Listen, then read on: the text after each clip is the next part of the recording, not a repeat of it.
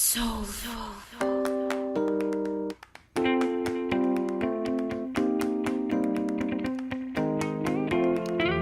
is Soliloquy Radio, the podcast that discusses philosophy, spirituality, consciousness, and paths to a positive lifestyle from a non-theistic perspective. So sit back and open your mind.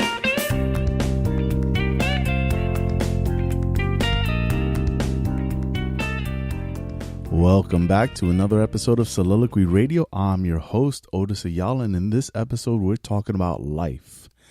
Life happens. That's what this episode is all about, because in the realest sense, that is what's happening every day, life. And we are touching more on the subject of acceptance, in particular, the acceptance of life. See, sometimes all of us have an idea of how we like things to go. We have it pre-planned in our minds. We can see it. We can imagine it. But we never seem to take in consideration the one uncontrollable variable that is life itself. That X variable that can always change things at the drop of a dime without us even knowing it, that it's coming around the corner. See, life happens. It's a simple saying, life happens. It's like a mantra. This mantra can help keep you going.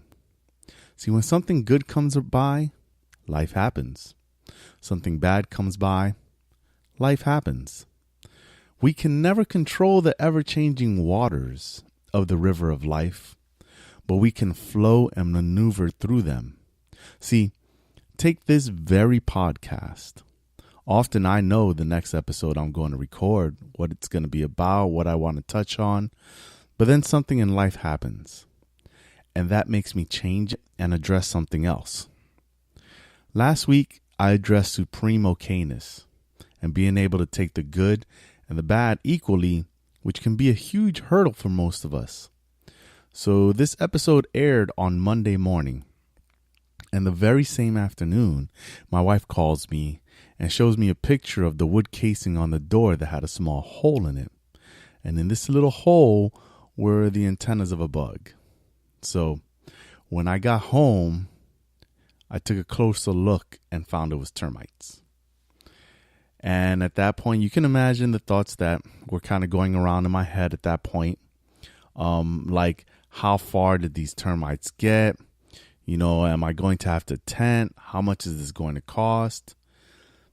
And as I proceed to assess the situation by taking off the casing and taking off a piece of the drywall, my wife she's sensing the concern, and she tells me, she says, "Baby, at least we have the money to take care of this. There are others that a situation like this would break them financially." At that point, I caught myself, realizing how correct her statement was, and understanding that my reaction was merely me overthinking the situation. I relaxed, accepted the situation for what it was, life happening. See, there's no point in resistance, just acceptance for what is, because life happens.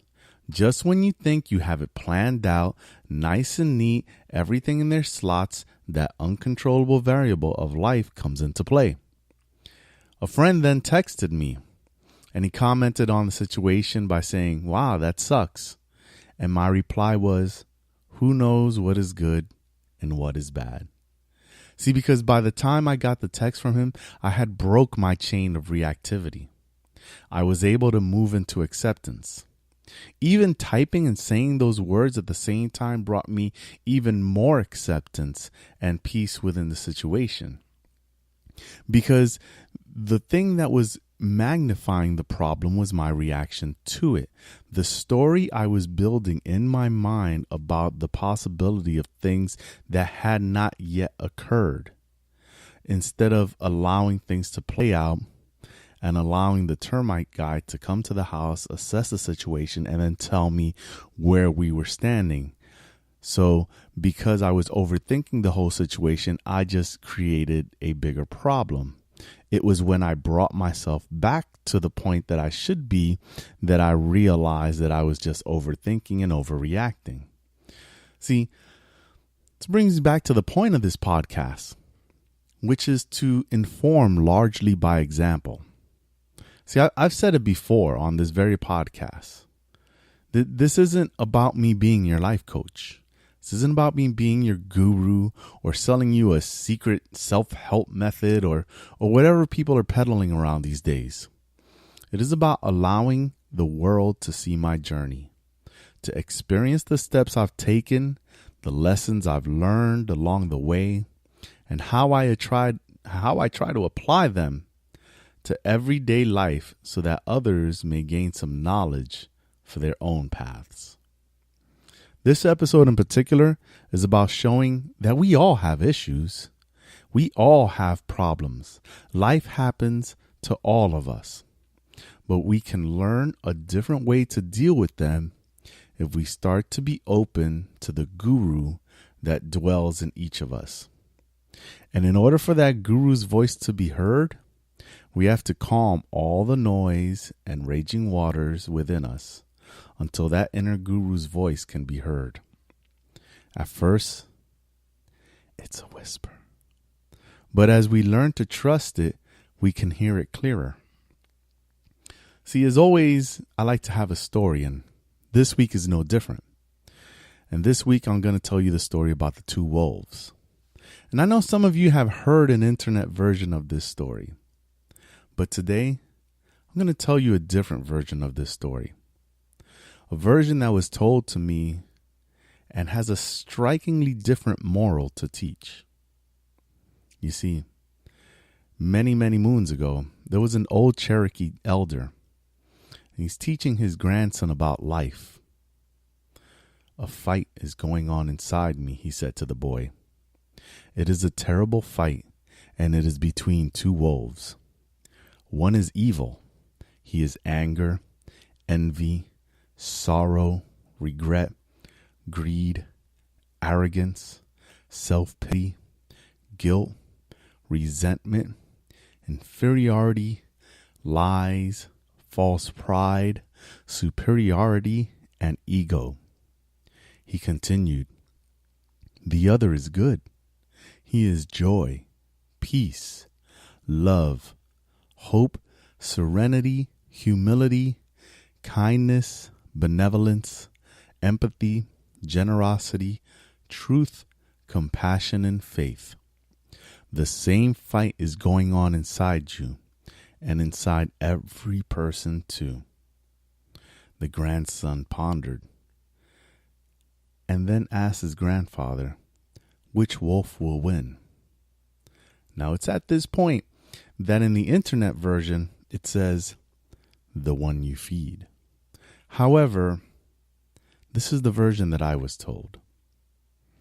The old Cherokee replied, if you feed them right, they both win. You see, if I only choose to feed the white wolf, the black one will be hiding around every corner, waiting for me to become distracted or weak and jump to get the attention he craves. He will always be angry and always fighting the white wolf. But if I acknowledge him, he is happy and the white wolf is happy. And we all win, for the black wolf has many qualities: tenacity, courage, fearlessness, strong will, and great strategic thinking that I need of at times and the white wolf lacks. You see, son, the white wolf needs the black wolf at his side. To feed only one would starve the other, and soon they would become uncontrollable. To feed and care for both means they will serve you well and do nothing that is not part of something greater, something good, something of life. Feed them both, and there will be no internal struggle for your attention. And when there is no battle inside you, you can listen to the voices of deeper knowing that will guide you in choosing what is right for every circumstance. Peace, my son, is the Cherokee mission of life. A person who has peace inside has everything. A person who is pulled apart by the war inside has nothing. Starve one or the other, or guide them both. Your choice will determine your life. This story has a profound lesson to teach, that in order for us to live in peace, we have to accept both our sides. We have to accept both sides of life. We have to be able to tame them both in order for us to achieve inner peace. See, this also brings me to the thought of the Buddha. See, the Buddha was born into a royal family, and in his later years, he became a holy man and took on a life of extreme religious devotion that had to give up his worldly possessions, and he took on extreme fasting to the point where he almost died. And he abandoned that too. And after a while, he came to a realization that the life of abundance nor the life of scarcity would bring you enlightenment. It is only through the middle path can this be attained. Just like you can't starve one wolf and not have the continual war end. The wolves are a part of you and can't be separated. You see, they're the yin and the yang, the masculine and feminine, creation and destruction, birth and death. This is the great duality that we deal in a physical realm. We cannot live rightfully if we negate or starve one over the other. We can only achieve inner peace when we have tamed both. And like the Buddha said, it is only when we walk the middle path do we achieve enlightenment. See, when we tame both, or we walk the middle path, is that time that we, in the quietness, can truly listen to that inner voice and come to know the true self. This is why in the last episodes I focused on acceptance. See, it is a cornerstone to a conscious lifestyle. It is a cornerstone that will lead to awakening and enlightenment. It is one of the biggest hurdles, but stands as a foundation to all other thought processes. See, without acceptance, there is no letting go. And I spoke about letting go in a past podcast. Without acceptance, there is no understanding of impermanence. Without acceptance, there is no understanding of the real source of suffering in your life. Without acceptance, there is no evolving towards higher states of being. Remember, I said before, enlightenment isn't about making your problems going away. It is more of a liberation from the thought that there was a problem to begin with. I know it's kind of hard to wrap your minds around that thought, but I equate it to the concept of thinking outside the box, right? People always say, oh, you got to think outside the box. Think outside the box. Hey, get a solution outside the box, right? Enlightenment is about understanding that there's no box to begin with. See, a lot of the times in life we put labels on things. We make our own boxes. We put ourselves in boxes. And these boxes are nothing but illusions. Enlightenment is understanding that there's no box to begin with. See, when we grasp acceptance, when we can tame the two wolves, that is when the mind is quiet and the higher self can speak. And we can now begin to understand the self. Now, this is where the ride gets, starts beginning. And I'm going to get more into detail at a later time, but I'm going to give you a taste right now. You see, when we understand self, then we understand that there is no self, that there is no separation from us and the rest of creation or reality. That separation is only an illusion. It's a figment of this physical realm that allows us to forget our true divine self in order to play out this game called life. See, Meister Eckhart once said, The I